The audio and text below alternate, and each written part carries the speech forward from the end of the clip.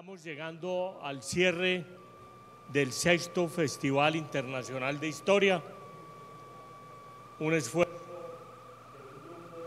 de empresarios privados que montó este festival, hizo la fundación desde el año 2016, ya vamos en la 6ª versión, yo creo que esta ha sido supremamente exitosa y hoy para este cierre tenemos el tema de la leyenda negra española. Para ello hemos invitado a un venezolano que pertenece a la Sociedad Hispanista de Venezuela y a Héroes de Cavite. Cavite es un sitio en las Filipinas en donde en algún momento los españoles resistieron la invasión norteamericana y entonces pasaron a la historia como los grandes héroes. Néstor Luis Garrido, que es nuestro invitado, es un escritor venezolano, licenciado en Comunicación Social, mención periodística en el 61, de la UCAP, con diplomado en Libertad de Expresión y Derechos de Información y Periodismo Digital. Director de las revistas Maguen, Escudo y Recuerdos Sajor, lo que combina con su actividad como novelista y corrector de libros. Durante 20 años fue profesor de la UCAP en periodismo, producción editorial y redacción para los medios, así como también en literatura judía y guión. Guionista de dramáticos y de documentales tanto en cine como en televisión. Autor de los guiones de los documentales Valió la Pena y Una Llama Encendida, que cuentan la historia de la comunidad judía en Venezuela, y participó en las películas El rumor de las piedras y La mujer de mi hermano. Premiado en el 2º Certamen Internacional de Relatos Cortos organizados por Hispanidad Cartagena y Héroes de Cavite con su cuento Una sola palabra. Sus más recientes novelas, Cumbre, crónica barroco de un Sarapampán afrocaribeño y Vestida de sombras para un largo viaje, está actualmente en edición. Es un gusto, lo más importante que tiene Néstor es que es miembro del Círculo de Escritores y de Periodistas de Venezuela. Vamos a tratar el tema de la leyenda negra española. Esto tiene muchas aristas y lo que vamos a tratar es de que no se nos politice el tema de la leyenda negra española. Leyenda negra que arrancó quizás en Italia, pasó a Holanda, pasó a Estados Unidos, todos la han utilizado para debilitar a España en su historia y en su desarrollo político y social. De manera que con Néstor vamos a mirar esa parte de la leyenda negra española. Néstor, tienes la palabra. Muchas gracias por la invitación. Para mí es un enorme placer estar aquí en Villa de Leyva y muchas gracias por la confianza de permitirme hablarles de la leyenda negra y de la fake news. Lo vamos a hacer desde el punto de vista del periodismo. El periodismo, que es el área que yo más manejo, porque la leyenda negra es un tópico constante en la prensa latinoamericana y lo vamos a ir viendo poco a poco con ejemplos. Voy a explicar, en una primera etapa, voy a explicar algunos de los conceptos que giran alrededor del periodismo, de lo que debe ser el periodismo, de lo que debe ser la noticia, y luego vamos a hablar, ya vamos a entrar en materia histórica. A ver si se me da esto.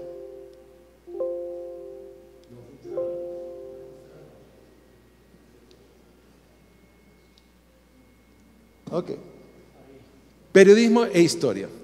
Nosotros, cuando hablamos de periodismo, decimos que el periodismo es la historia del mañana escrita en el presente. Es decir, cuando ustedes o algún periodista sale a la calle a reportar, está escribiendo lo que mañana los historiadores van a leer como lo que se pensaba y lo que pasaba en el pasado.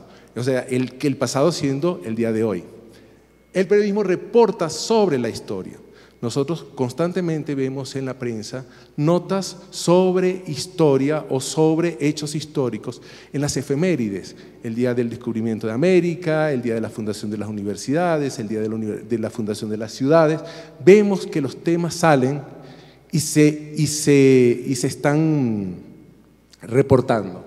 El periodista y el historiador están comprometidos ambos con la verdad. Y la verdad es lo que debe prevalecer en actividades que se estudian en la universidad, tanto el periodismo como la historia, son licenciaturas donde se nos enseña a buscar, a escudriñar y a reportar la verdad. Y enseguida el periodista debe dejar de lado, por lo tanto, su sesgo ideológico, el velo que no le hace ver más allá de los hechos. O la interpretación de esos hechos la hace erróneamente. ¿Qué son noticias? A veces me parece una perogrullada hablar de lo que es una noticia. Todos sabemos lo que es una noticia, todos los días vemos noticias. Pero la noticia, desde el punto de vista académico, sería algo así como el relato resultante de la conversión de hechos de la realidad, donde se le busca un enfoque socialmente relevante para ser comprendidos y difundidos a un grupo humano que necesita de esa información para tomar decisiones acertadas, en pos del fortalecimiento de una sociedad democrática y libre. Esto hace que nosotros entendamos que el periodismo o la noticia no es el hecho en sí, sino la conversión de eso en un relato. Es el relato lo que es la noticia. El hecho es el hecho y el relato es otro. Por lo tanto, el periodista hace una interpretación. Por eso, en muchos países, los periodistas van a la universidad para estudiar historia, para estudiar sociología, para estudiar ciencias sociales y poder interpretar, contextualizar y saber qué es lo que está diciendo. En el periodismo y la historia, uno de los criterios para detectar que un hecho es noticiable, es decir, pasan muchas cosas en la vida y de repente uno dice, ese hecho vale la pena convertirlo en noticia. Eso es lo que llamamos hechos noticiables. El criterio es que no es lo último que pasa, sino lo último que se sabe. Por lo tanto, hay noticias históricas, cosas que no se sabían, pero que van a cambiar la percepción de la historia a partir de la difusión de esa noticia.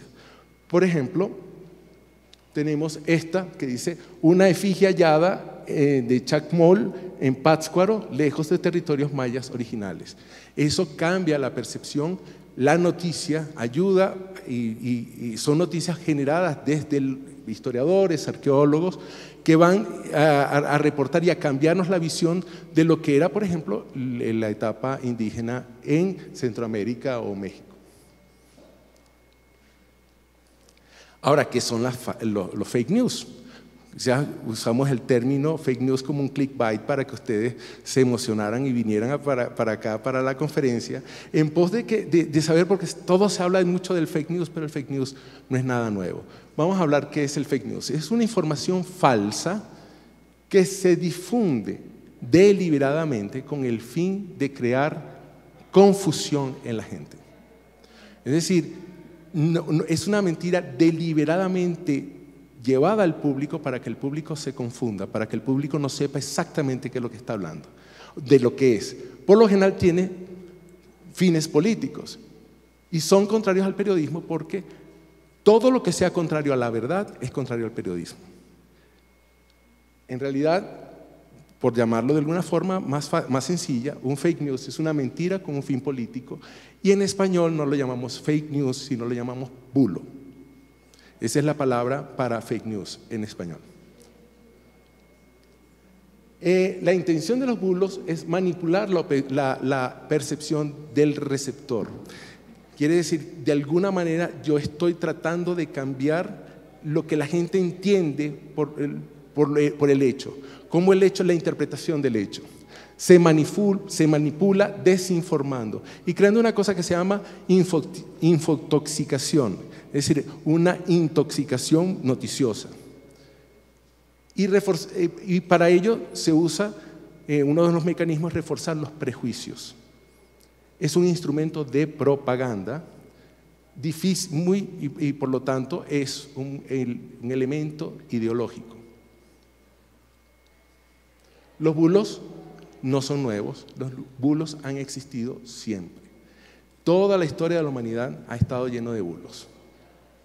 Vemos, por ejemplo, algunos de los ejemplos de cómo se manipula a partir de la noticia, se manipula exagerando, usando el amarillismo o usando noticias falsas, la exageración o sensacionalismo, las noticias erróneas o ambiguas, esas cosas que uno no sabe exactamente qué es lo que le están diciendo, las noticias sin prueba, es decir, una noticia que no necesariamente es falsa, pero que no hay forma de comprobarla. Hay tergiversación, hay minimización, es cuando una noticia importante se relega, o maximización, cuando una noticia poco importante se la realza.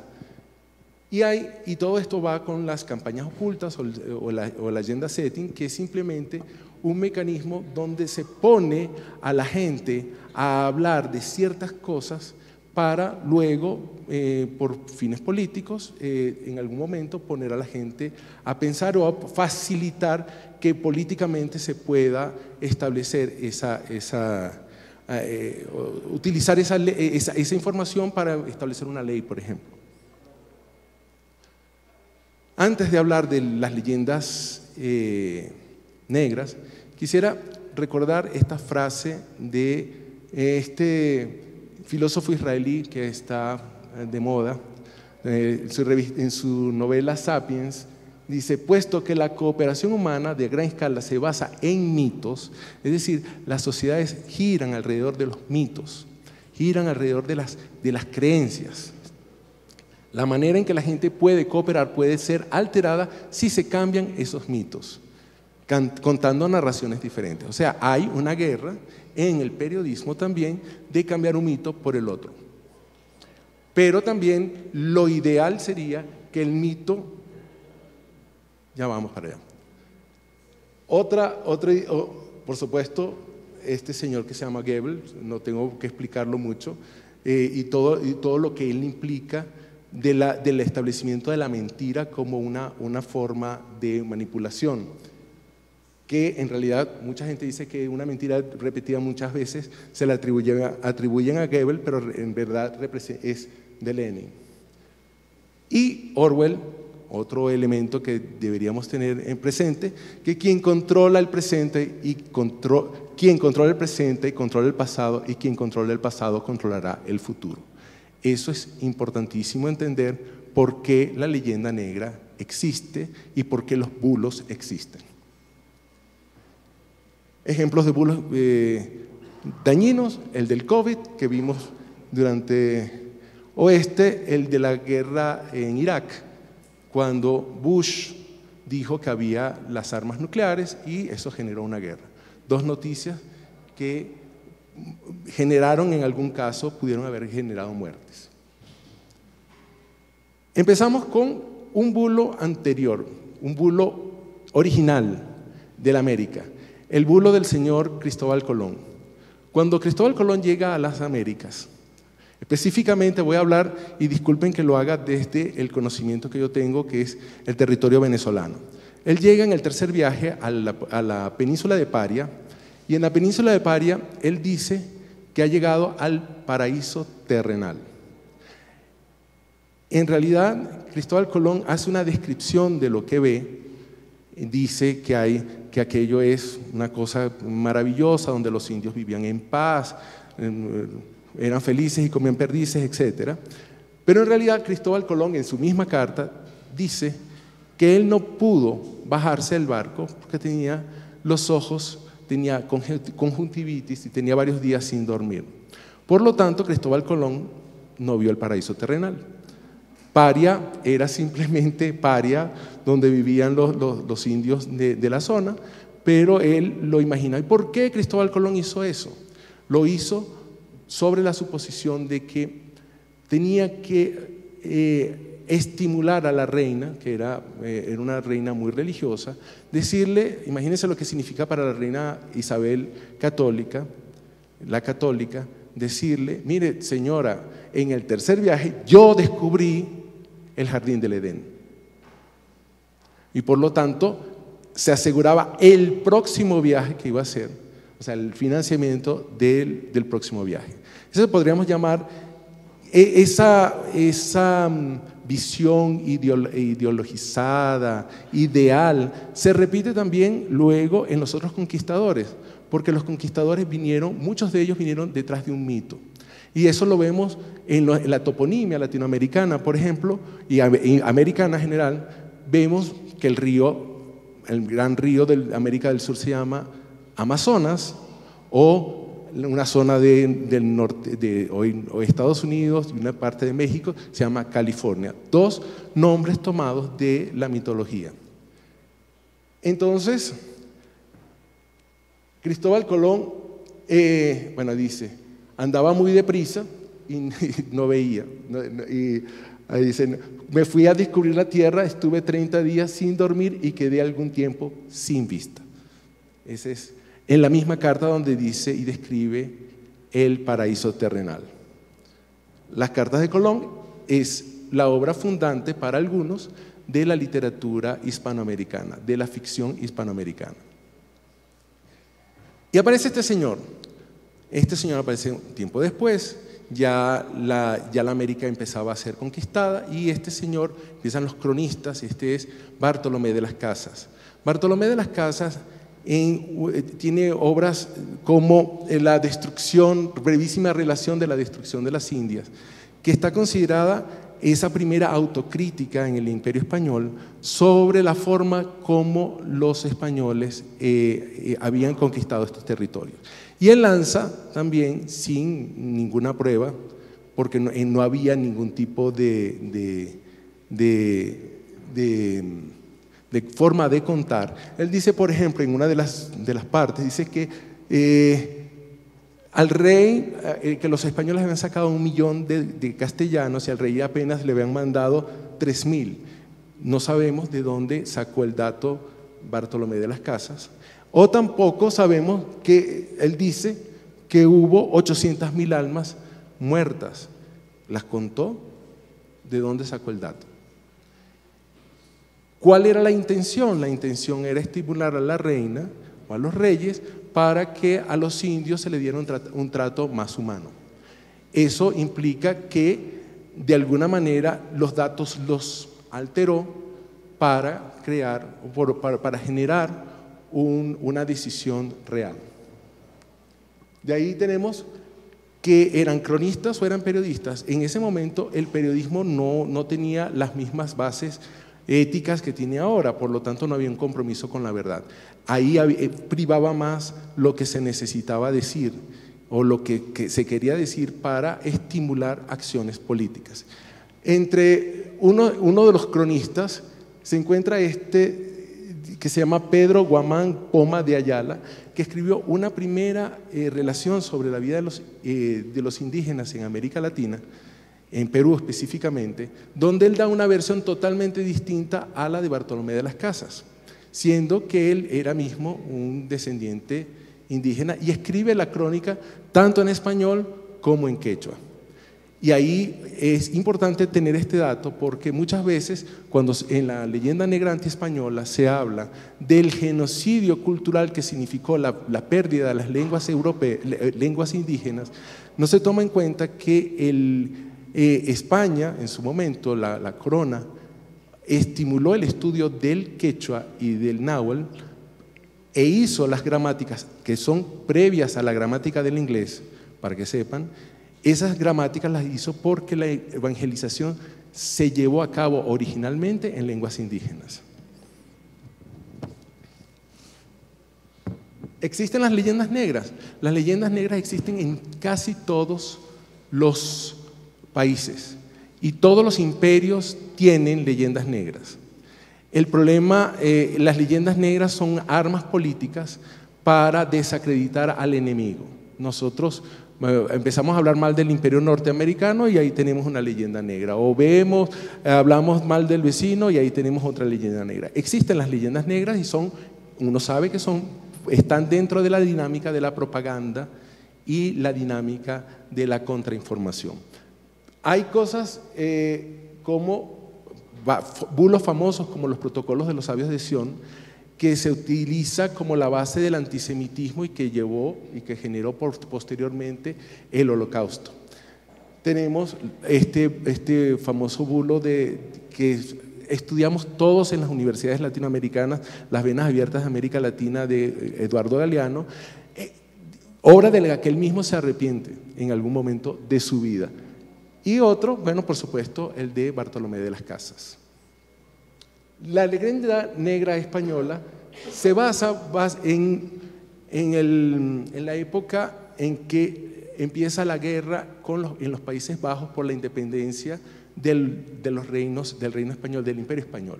Los Países Bajos estaban en un proceso también de conversión al protestantismo y necesitaban hablar mal de lo que ellos llamaban su opresor. Y toman la brevísima relación de la destrucción de las Indias, de Bartolomé de las Casas, y contratan a un señor, ya con la imprenta, empiezan a hacer los grabados de Brie, el artista que los hace, que se imagina lo que era. Ahí tienen al rey Felipe II comiéndose a los niños, porque el rey comía niños, y vemos cosas como estas que son parte del imaginario que se va a difundir por toda Europa de lo que fue la conquista de América.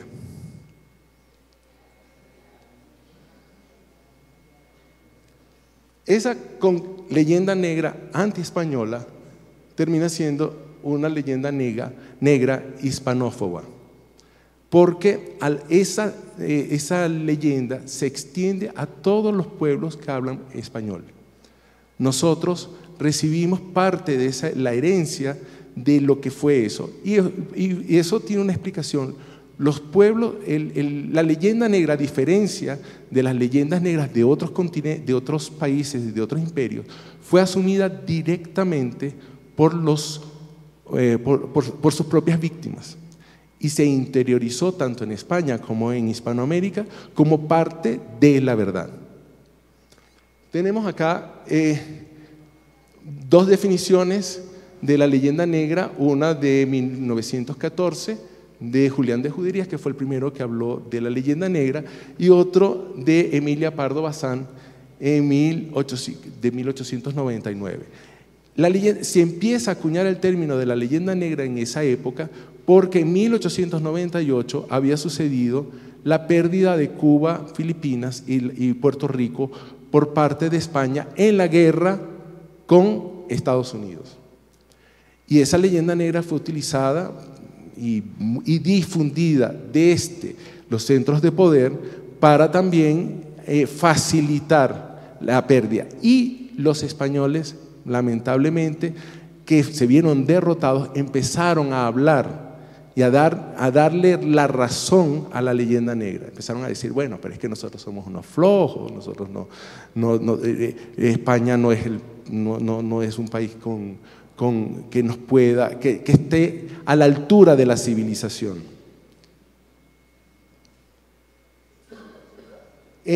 William Maltby, citado por Elvira Roca Barea, dice que en general la leyenda negra es la opinión según la cual los españoles son inferiores a otros europeos en aquellas cualidades que son comúnmente consideradas civilizadas. Es decir, los españoles no son europeos, según esta leyenda negra. Es también una magnífica campaña de mercadotecnia política que ha tenido un éxito y una extensión en la historia y su difusión universal que todos hemos asumido, por lo menos en Venezuela se asume como una gran verdad. Ya lo vamos a ver.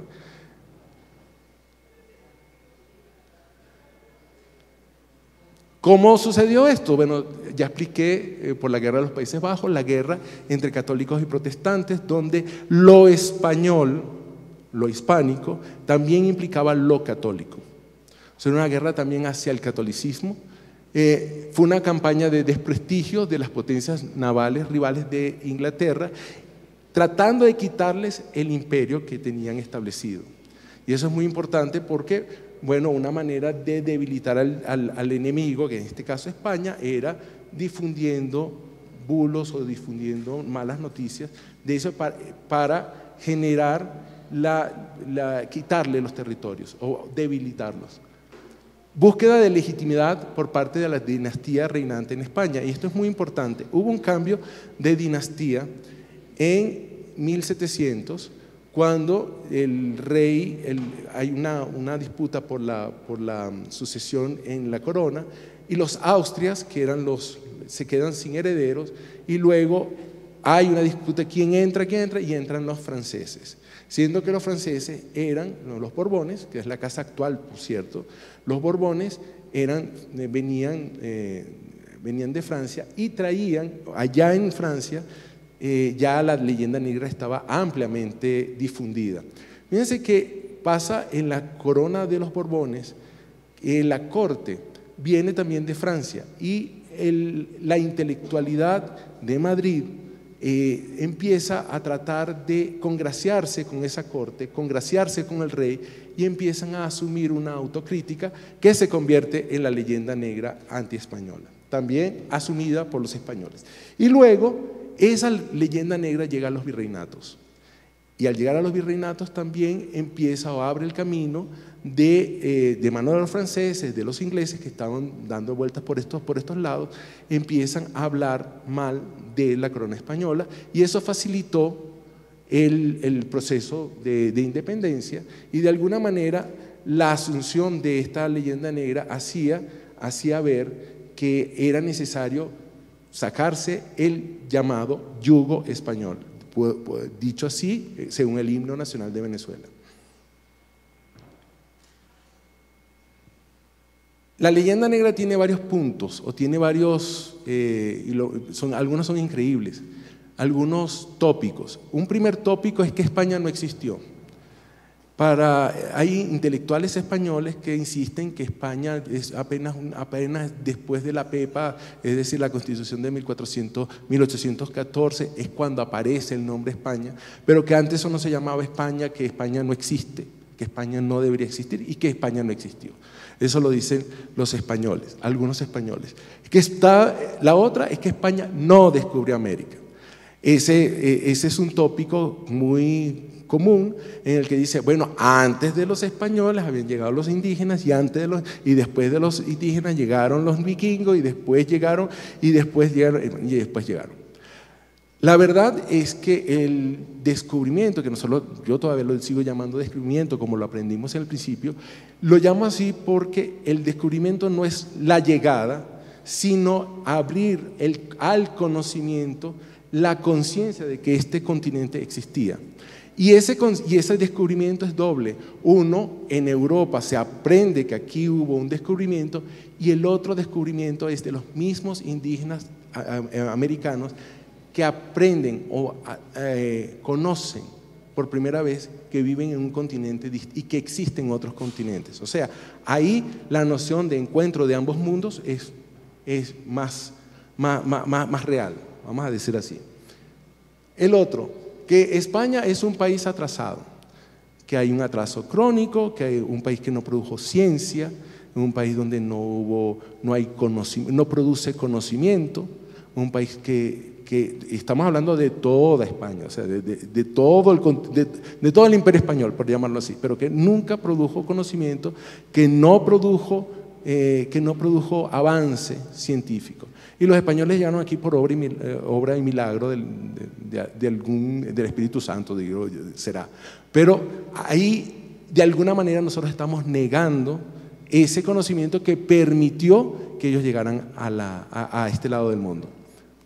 El otro es que España es un país particularmente intolerante. Ahí entonces el bulo general viene a hablar sobre la Inquisición que siempre tiene un apellido muy particular, que es Inquisición española, no se habla de Inquisición portuguesa ni la Inquisición francesa, siendo que la Inquisición nunca fue una institución nacional, sino religiosa y que existió en varios países, empezando por Francia, que fue el primer país donde se instauró la Inquisición. Y con una gran cantidad de muertos, recuerden la supresión de la herejía de los albigenses, de los cátaros, en el siglo, ahora el siglo no lo puedo hablar, pero son varios siglos antes de la instauración de la Inquisición en España. Y también España no fue el primer país que expulsó judíos. En España habían expulsado a los judíos de Inglaterra, de Francia, de Italia, y España estaba casi en la cola en el momento en que lo expulsan. Y por supuesto, el gran bulo es que Europa llega hasta los Pirineos. Y eso lo dicen constantemente, eso incluye, entonces, si Europa llega hasta los Pirineos, tampoco Portugal es Europa, España no es Europa, el sur de Italia no es Europa, y eso tiene que ver con un desprecio de las tres potencias del eje de Westfalia, vamos a llamarlo así, que son Inglaterra, Francia y los países germánicos, que desprecian toda lo que es la cultura del sur, es decir, España, Portugal y los países del Mediterráneo.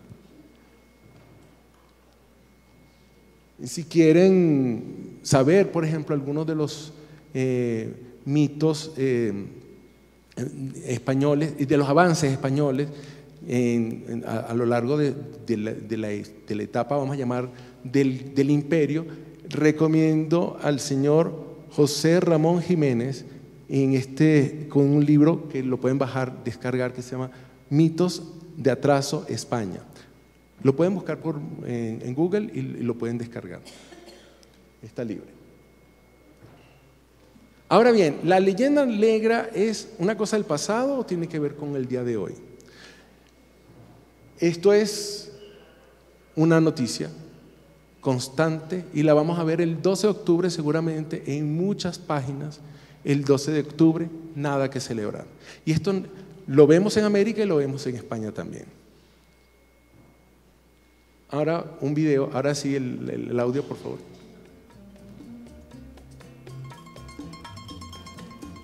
Envié ya una carta al rey de España y otra carta al Papa para que se haga un relato de agravios y se pida perdón a los pueblos originarios por las violaciones a lo que ahora se conoce como derechos humanos. Hubieron matanzas, imposiciones, la llamada conquista se hizo con la espada y con la cruz. Hasta la tierra antillana, con toda su valentía, fue con las tres carabelas, la Pinta, la Niña y la Santa María. Hay que dar una buena batalla por la verdad. Yo lo primero que haría sería establecer una comisión de la verdad del colonialismo español en Venezuela, y le pido al ministro de Cultura, el indio Ernesto Villegas, que presida esta comisión de la verdad y que sume a los mejores historiadores, historiadoras, líderes y lideresas para reconstruir toda la historia del genocidio, de la resistencia, de la victoria y de la esperanza desde Venezuela, y dar un aporte, una comisión por la verdad, por la vida, por la reparación. Como verán, la leyenda negra está más viva que nunca. Y empezando, debo decir, hacer una aclaración con respecto al último video. El ministro al que llaman el indio Ernesto Villegas es Ernesto Villegas Poljak, es hijo de un mestizo más africano y una judía ashkenazí de Yugoslavia, no es indígena. Entonces vamos a hacer una comisión de la verdad, empezando diciendo la verdad. A ver, ¿qué pasó? Vamos a ver algunos titulares de prensa que constantemente nos aparecen por la prensa. ¿Cómo se manifiesta esta leyenda negra? En el lenguaje tendencioso. Veamos, por ejemplo, este ejemplo. Las enfermedades que Colón llevó a América. Las llevó, es decir, hizo la maleta y vamos a meter la viruela para esparcirla en el mundo. O sea, un poco es un titular negro legendario. Y nosotros todos lo asumimos como una cosa que es verdad. Vemos acá, ambigüedad o error. La conquista provocó, o sea, activamente provocó la muerte de casi 90% de los indígenas. Y fíjense en el mismo, ahora viene la explicación. Si ustedes ven ahí, dice, la muerte durante la conquista no por guerras, sino por enfermedades. Es decir, el famoso genocidio tiene que ver más con las enfermedades. Por supuesto, tengo que hablar de la Inquisición. Si ustedes oyeron, yo trabajo para la revista Maguen. La revista Maguen es la revista de la Asociación Israelita de Venezuela, a través del Centro de Estudios Sefardíes de Caracas, y es una revista que dirijo desde el año 2009 y conozco bastante de cerca lo que es la Inquisición. La Inquisición española, por supuesto, que es lo que más interesa a un sefardí, pero cuando nosotros hacemos el estudio de lo que es la Inquisición, primero nos damos cuenta de dos datos y solamente lo voy a dejar hasta ahí porque si no podemos pasarnos toda la mañana hablando de Inquisición. Uno, la Inquisición que más daño hizo fue la Inquisición portuguesa, en una proporción de unos 24.000 víctimas en el caso de Portugal, o sea, de gente procesada y juzgada y quemada, en el contra 2.000 en España. 2.000 en España en 300 años, ¿ok? Que es más o menos la proporción del tiempo que duró la Inquisición. Por lo tanto, la Inquisición fue, cuando uno dice esta cosa horrorosa y el largo brazo de la Inquisición, eso es parte de la parte ideológica. Ya les expliqué que no era solamente española, era también se había dado en otros lados, y prácticamente cuando la quitan ya no se estaba haciendo gran cosa. Y la otra cosa es lo que ustedes ven al lado. Al lado está, eso es lo que llaman en una exposición en la misma España sobre Inquisición, de aparatos de la Inquisición, uno encuentra una serie de cosas espantosas como eso que se llama la dama de hierro, donde supuestamente a la persona la metían, lo aprisionaban con unas no pullas, o sea, sí, con estacas y para que confesara. Ese aparato no es español y sin embargo se hace pasar en estas exposiciones dentro de la misma España como español. Y así una serie de aparatos que están expuestos ahí han generado toda una especie de turismo inquisitorial donde se muestran una serie de elementos que no pertenecen específicamente a él. Y yo me di cuenta porque compramos uno de los catálogos y cuando vamos a poner esto en la revista Maguen, pero aquí dice Alemania, aquí dice Francia, aquí dice, porque la Inquisición estaba dentro de un marco de lucha religiosa. Y esa lucha religiosa no era exclusivamente española. Hubo cosas terribles en otros países que mataron más gente. Lo que sucedió en La Vendée, por ejemplo, durante la Revolución Francesa, 170.000 personas muertas, eso fue una cosa espantosa. Los invito a que lean sobre La Vendée, La Vendée, sería en español, o La Vandea, que fue la represión de los republicanos contra los que todavía querían practicar el catolicismo. No es exclusivo, no fue tan dañino, no la estoy justificando, entre paréntesis. Estoy diciendo que hay una exageración y una descontextualización con respecto a ella. Fui para atrás, disculpen. El otro mecanismo, suplantación. Portugal se estaba abrogando el viaje de Magallanes, porque Magallanes era nacido en Portugal y por lo tanto decía, Portugal hizo la celebración de la primera circunnavegación y España protestó naturalmente, porque aunque Magallanes era portugués, lo hizo en nombre de la corona española. Y el otro, esta noticia que salió por acá de el descubrimiento de Australia por parte de Quirós. Y esa fue una información que se suplantó por el descubridor, creo que es Cook, el que lo hizo. Allá mi amigo me lo podría corregir mejor. Me lo podría corregir mejor, compañero. Allá. Cuando uno busca, por ejemplo, este es el periódico oficial venezolano, el Correo del Orinoco, cuando uno busca el Cocoliztli, que se acaba de descubrir, era un virus que es el responsable de la mayor cantidad de muertes en México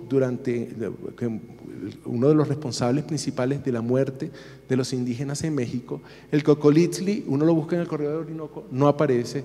El Cocoliztli es este descubrimiento que aparece aquí ahora en la BBC.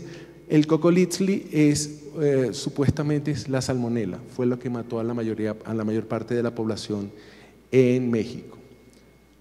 Tampoco se habla de la famosa expedición de Balmis, en lo que España, el Imperio Español, mandó barcos con niños, luego del descubrimiento de la vacuna, con niños como reservorios para poder inocular la vacuna en América. Y eso prácticamente nadie lo sabe, muy poca gente sabe de eso, eso nos lo ocultan. Y lo ocultan de tal manera de que uno piensa, bueno, solamente Colón se trajo el virus de la viruela para esparcirlo, y no los esfuerzos humanitarios que se hicieron. Por ejemplo, acá también hay una minimización, este es Blas de Lezo.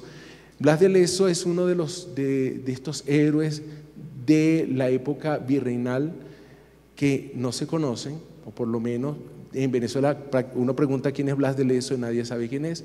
Blas de Lezo es el gran defensor de Cartagena de Indias, defensor de La Guaira, para nuestro caso, de la invasión de los piratas.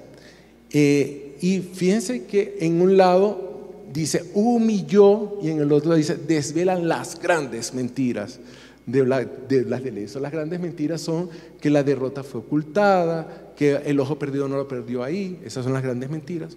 El arma secreta, que España no lo mandó para atacar a los piratas, sino que lo mandaron casi que de castigo, y que las medallas oficiales que supuestamente se habían hecho en Inglaterra para ya celebrar la victoria de los ingleses sobre los españoles, no fueron hechas por la corona, sino por personas. Entonces eso no son las grandes mentiras. Fíjense cómo se exagera, es manipulación. Siempre en pos de buscar cosas en pos del desprestigio de España y de nuestra propia historia. Ayer, por ejemplo, en la tergiversación, se funda la ciudad de Cumaná. La ciudad de Cumaná es la primera ciudad del oriente de Venezuela. Ella, en el año 1521, se funda Cumaná. Bueno, son fechas discutibles, algunos dicen antes, después, pero más o menos por ahí va. Y entonces el presidente de Venezuela dice, decir Cumaná es decir resistencia, es decir, la resistencia indígena. La victoria de los pueblos de ayer que fueron saqueados. Luego el mismo gobierno se contradice cuando la Armada saca este meme, por llamarlo de alguna manera, de la fundación de Cumaná, y ustedes pueden ver el símbolo de la ciudad de Cumaná, el que está arriba, que es el sacerdote con el indio, uno al lado del otro, un discurso totalmente distinto y que produce, por supuesto, confusión. ¿De dónde pasa también la lucha contra lo hispánico? Pasa por la costumbre ahora muy difundida de no ponerle nombres españoles a los niños, de el complejo de Pérez. ¿Saben cuál es el complejo de Pérez? ¿No? El complejo de Pérez es el que dice que cuando una persona tiene un apellido rimbombante, sobre todo si es francés, inglés, italiano, de segundo, entonces no se hace llamar señor Pérez, Micheli, por decir un apellido que se me acaba de ocurrir, y se hace llamar señor Micheli. O sea, trata de ocultar la parte española. O los nombres comerciales. A los nombres comerciales, a los comercios, por lo menos en Venezuela, todos tienen el apóstrofe, la S del inglés, o directamente es en inglés, o en francés, o en alemán. Muy pocas tiendas, muy pocos, los restaurantes, más que puede ser si son criollos, pero por lo general las marcas comerciales todas reflejan un amor por lo extranjero.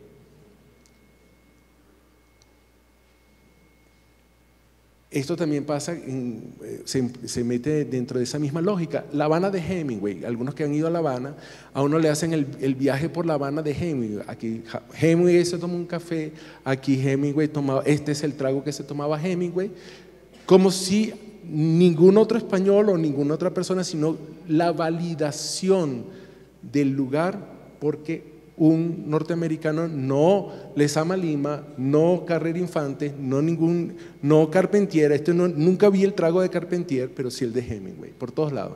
O lo que pasó en Venezuela con el Salto Ángel, que es el salto más alto, el más alto del mundo, lleva el nombre del norteamericano que lo ha visto en una avioneta, y no de sus descubridores, que son dos personas con apellido español o nombres españoles, Félix Cardona y Juan María Mundó, que eran españoles, por cierto. ¿Por dónde pasa? Por el cambio de nombre en la toponimia. Ese cerro que ustedes ven allá, ese es el Ávila. El Ávila es el cerro más importante de la ciudad de Caracas. Eso es por donde uno ve el Ávila. Toda la vida se llamó el Ávila y de repente le cambiaron el nombre por Guaraíra Repano, originalmente con G y con U. Y luego, en esa misma lucha por una supuesta búsqueda de lo autóctono, cambiaron la GU por W, porque era un nombre indígena. Como si los indígenas que hablaban lenguas ágrafas tuvieran algún tipo de ortografía. Pasa por no llamar castellano, esa lucha entre decir si es castellano o español. Y de alguna manera la lucha siempre es en contra de la palabra español, y eso con una intención de regionalizar, y eso entra dentro de la lógica de los nacionalismos dentro de España, de la cual nosotros somos prácticamente ajenos, pero que entendemos que en algunos países, por ejemplo en el mío, la Constitución cambió y dijo que ya no hablábamos español sino castellano. Y siempre el chiste entre académicos era, bueno, ahora uno va a decir allá taturo, guarura, cualquier palabra venezolana en Castilla, y supuestamente, porque eso debería ser castellano y no una palabra del español, que es mucho más amplio, que ha incorporado lenguas indígenas, que también ha incorporado catalanismos, que también ha incorporado palabras del vasco, del gallego, por lo menos en lo que nosotros hablamos, y del portugués también, por supuesto. Por supuesto, en España la lucha anti-española, la quema de banderas en Cataluña y en algunas otras regiones. Y lo otro es cómo se llama este continente. Este continente era el continente hispanoamericano o iberoamericano, pasó a llamarse América Latina. Eso por un intento de los franceses de un poco de suplantar el origen de esa gran hazaña que fue la América hispánica, vamos a llamar así. Y ahora el aviala-ismo, o sea, la gente ahora no quiere decir que el continente no es América Latina, ya no es América Latina, sino Avia Ayala, tomando eso de unas palabras indígenas de unos indios de Panamá, que llaman así a su territorio, que lo llaman nuestra tierra, y entonces un congreso indigenista dijo, bueno, entonces esto no es nuestra tierra, es toda América. Y como sabemos, los indígenas, por lo menos, no hay un documento que diga, o fehacientemente, que el continente se llamara de alguna forma porque la gente no sabía que estaba en un continente. Ese es el concepto. Perdón. Nacionalismos, los nacionalismos hispanoamericanos que nos llevaron a la división. Y es un nacionalismo que yo llamo el nacionalismo arepario, es decir, el nacionalismo de qué arepa es la más sabrosa, quién come mejor arepa, que de dónde es la arepa, que si la arepa es mía, que si es tuya, que si la mía sabe mejor que la tuya. Señores, la arepa es un producto indígena y esos indígenas no vivían ni en Colombia ni vivían en Venezuela. Pero este tipo de disputas, es decir, ahondar en la diferencia y no ahondar en lo que nos une, en esta posibilidad hermosa que tengo yo en este momento de hablar con ustedes, que ustedes me entiendan, que se rían de mis chistes y que tengamos esta comunicación, que la música de ustedes sea la nuestra y la nuestra sea la de ustedes. Acabamos de oír el ensayo de los compañeros que después van a ofrecernos. Ustedes van a oír una música que para mí es como si yo estuviera en Caracas, porque esa es la música que a mí me identifica. No conozco la canción, pero el ritmo, los instrumentos y la pasión con la que estaban cantando los señores que nos van a preceder a esta charla, eso es Venezuela, Colombia, Hispanoamérica.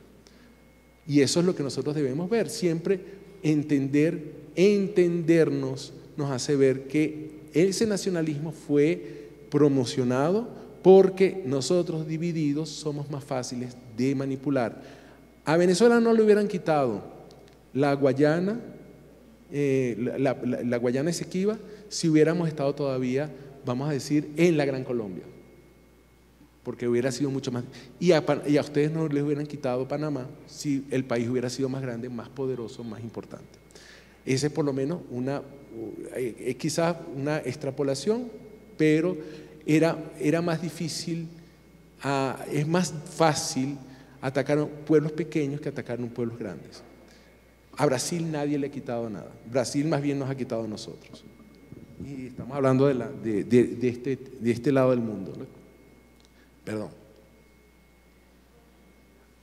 La otra cosa terrible, si nos hubieran conquistado los ingleses hubiéramos estado mejor. Los ingleses tenían estas consideraciones. Los ingleses nunca tenían, por ejemplo, no crearon leyes que protegieran a los indígenas. Nosotros teníamos leyes que protegían a los indígenas. Se permitió el mestizaje y nosotros desde Venezuela Hispanista somos defensores del mestizaje como parte de la identidad del venezolano. El venezolano es mestizo y nos enorgullecemos de ello. Y de eso nadie nos puede quitar porque tenemos sangre de vencidos y vencedores, y eso para nosotros es orgullo. Hay que cambiar esa visión y no decir, ay, que fulano de tal es medio… No. Nos enorgullecemos de nuestro mestizaje y nuestro mestizaje nos hace más poderosos. Si lo vemos desde la óptica del orgullo y no necesariamente como un estigma o como un trauma, como nos quieren hacer ver ciertas narrativas. Los ingleses, los indígenas, siempre decían el chiste que cuando nacía el hijo de un indio la mezcla de indio y español daba un mestizo. En Inglaterra habría dado, o en Estados Unidos habría dado un indio al cual lo habrían mandado a una reservación cuando no lo hubieran matado. O en América, en nuestra América, un español y un africano, la mezcla de español y africano daba un mulato, en el otro lado hubiera dado un esclavo. Y eso hace una gran diferencia. La leyenda negra la utilizan los norteamericanos para tapar generalmente sus propias tropelías. Es decir, ellos hicieron hicieron limpieza étnica, pero somos nosotros los responsables de eso. Por dar un ejemplo, no vamos a entrar en eso porque es un poco problemático. Consecuencia directa, balcanización de la América Latina. Esta es la otra consecuencia, y esto lo estamos viviendo nosotros en este momento en Venezuela, que es la llamada descolonización de la historia. Eso está en el plan de la nación. Nosotros estamos obligados ya a las narrativas desde la educación a borrar o a achicar la influencia de los españoles en Venezuela y a exaltar la de los indígenas, lo de los negros y la de las mujeres. Eso lleva, eso nos lleva a la creación de mitos. Por ejemplo, mujer como Ana María Campos, que tiene esta estatua en la ciudad de Maracaibo, donde dice que le dijo a Morales, Morales, o capitula o monda, que nadie sabe lo que es monda, pero dice, o capitula o monda. Resulta que este gran historiador del Zulia, que se llama Ángel Lombardi Boscán, dice, no hay evidencia de que eso haya existido. Y así como el caso de Ana María Campos, el caso de Josefa Camejo en Paraguaná, tampoco existió, y a Josefa Camejo la pusieron a caballo en la batalla de Carabobo. Eso dice. O la creación o la mitificación de un alzado, vamos a decir, de un negro cimarrón llamado Andrés Sote. Andrés Sote era una persona que andaba asaltando caminos, era un delincuente de camino, y ha sido llevado por la historiografía venezolana al grado de precursor de la independencia. Eso está pasando. O esto sucedió en mi ciudad natal, Barquisimeto. Nuestro fundador, Juan de Villegas, fue decapitado por los maestros de la ciudad. El día del maestro lo bajaron del capitel y le leyeron una serie de datos como que era genocida, violaba a mujeres, se robó el oro, toda una cantidad de cosas sin ningún basamento. Y en lugar de él se alzó esa estatua, no quiero calificarla, de una india llamada Ana Soto, como en español, no estoy inventando, Ana Soto, que también era una persona que sí existió, pero que nunca hizo resistencia indígena como tal. Es decir, era una mujer con su marido que asaltaba caminos en el camino entre Barquisimeto y Carora. O la última saga de la descolonización de la historia, la autopista principal de Caracas se llamaba Francisco Fajardo. Francisco Fajardo fue un mestizo, hijo de una cacica guayquerí de la isla de Margarita, con un conquistador español. Y él mismo era conquistador, y él es uno de los precursores de la conquista de la ciudad de Caracas. Es decir, la ciudad de Caracas fue conquistada por mestizos, por un capitán mestizo, que era Francisco Fajardo.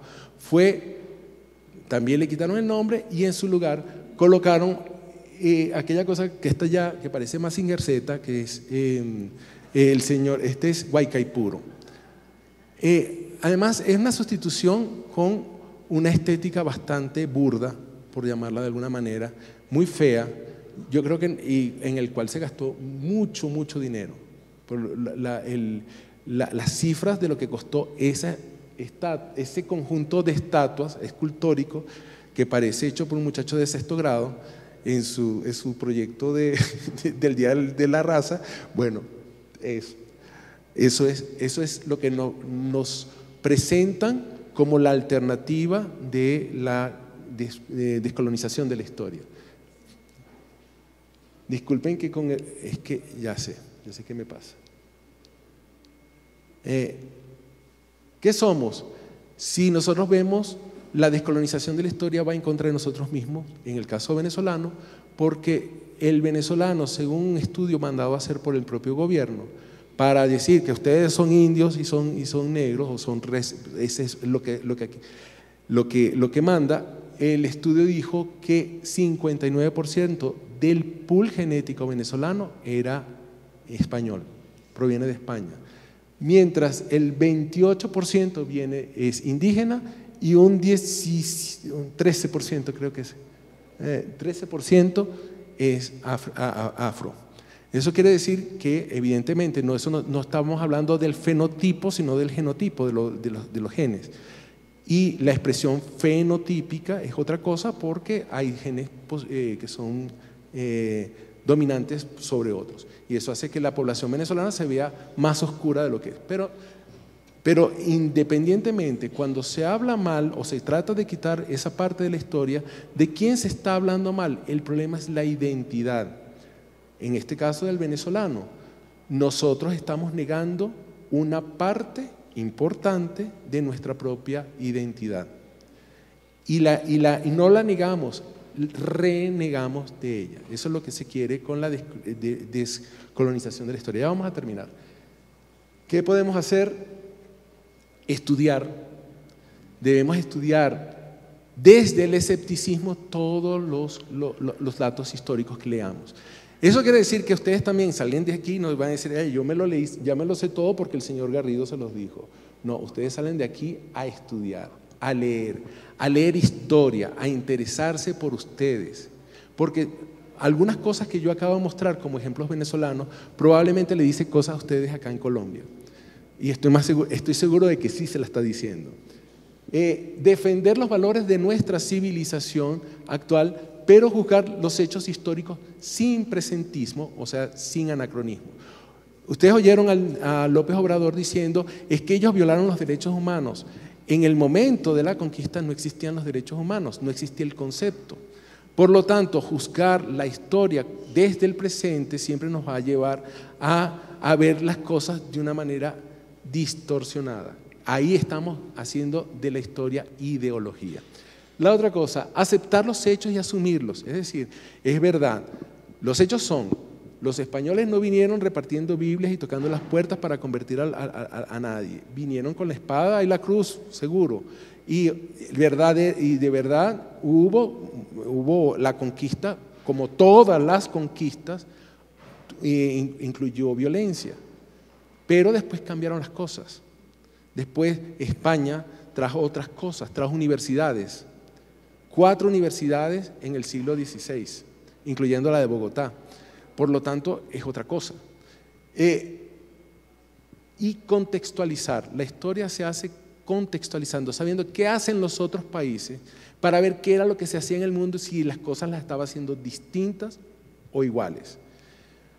La otra cosa, evitar, y eso sí, la apología de la guerra y propulsar con la lectura y el momento en que nosotros escribamos periodismo, propulsar la hermandad entre los pueblos y hacer prevalecer la verdad. Eso implica no sustituir, atención, no sustituir una leyenda por otra. El que yo hable mal de la leyenda negra no quiere decir que vamos a crear una leyenda rosa donde todos éramos felices, no.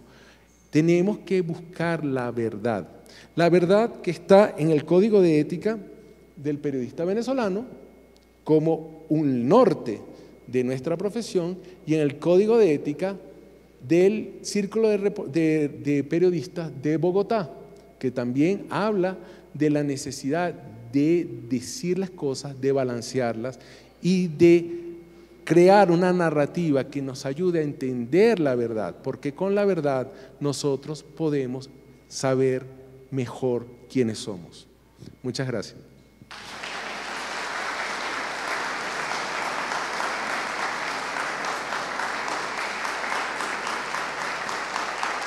Gracias.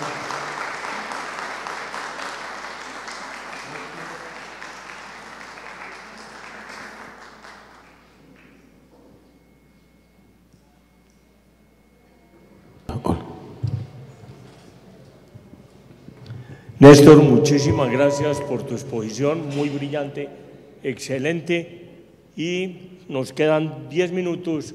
Podríamos aceptar 2 preguntas del público, preguntas, no exposiciones. Si alguien tiene alguna pregunta, tú.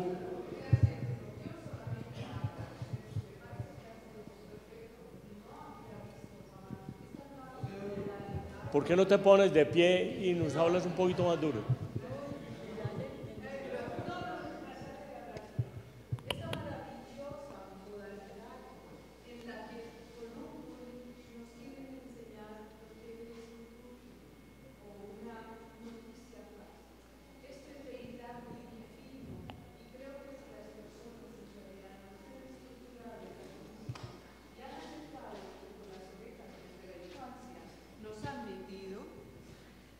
desde la infancia nos ha metido que, como decía José Martí, en la cuna nos rodean las creencias, pues creo que es maravilloso.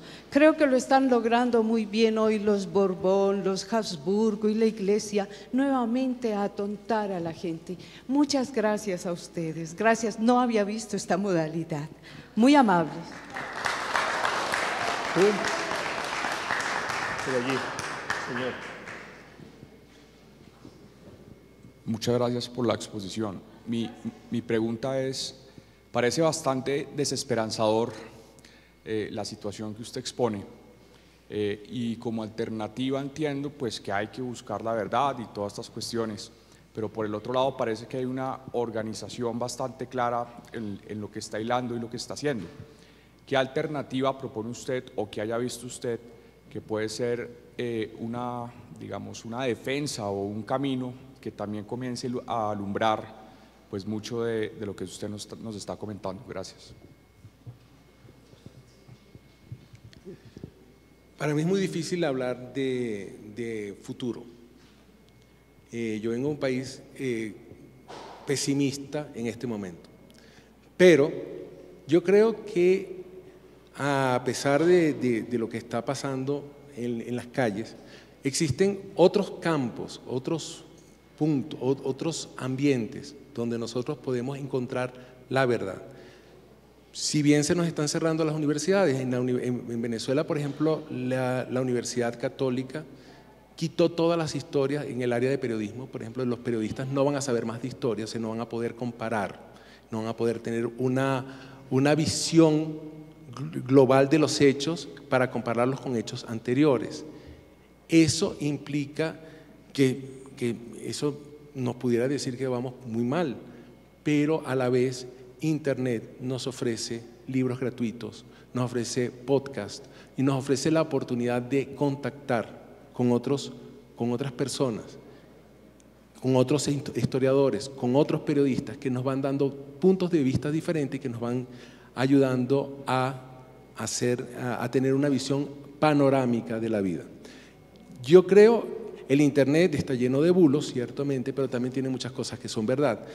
¿Qué es lo que uno tiene que aprender? A diferenciar una cosa de la otra.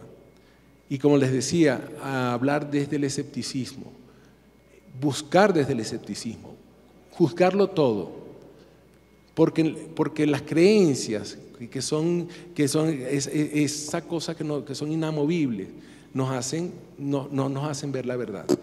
Nosotros tenemos que buscar la verdad, y la verdad la buscamos estudiando, leyendo, informándonos y asistiendo a este tipo de eventos donde uno puede, además de ver posiciones de los expositores, uno también puede compartir con la gente que está acá y encontrar puntos distintos, y eso va enriqueciendo y nos va ayudando a mantener la verdad por encima de otras cosas. Gracias. Bueno, llegamos al final, les agradecemos muchísimo su presencia, los invitamos a que nos acompañen al evento de clausura, la premiación del concurso de cuentos de los niños, la clausura y una intervención musical, para que demos así por finalizado este 6º encuentro del Festival Internacional de Historia. Muchísimas gracias para todos. Gracias.